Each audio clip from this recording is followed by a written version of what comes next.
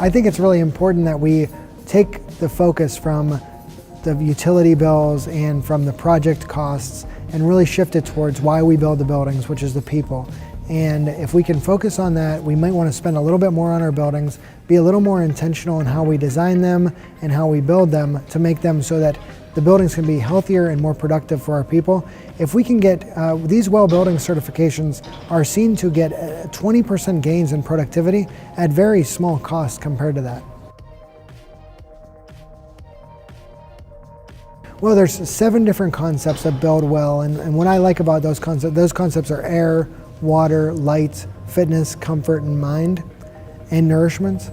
And those 7 standards, it was 7 years of research that was done. So this is evidence-based research.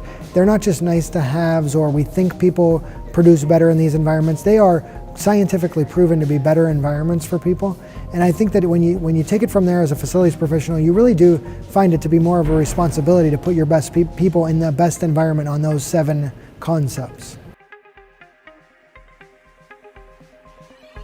Cost and business case is always a challenge. So right now we're still on the front end of this wave, and we have to really start to make the business case with our leadership. Now I think that in a couple years we'll be saying that our leaders and the HR teams and the wellness teams are going to be forcing this on the facilities professionals.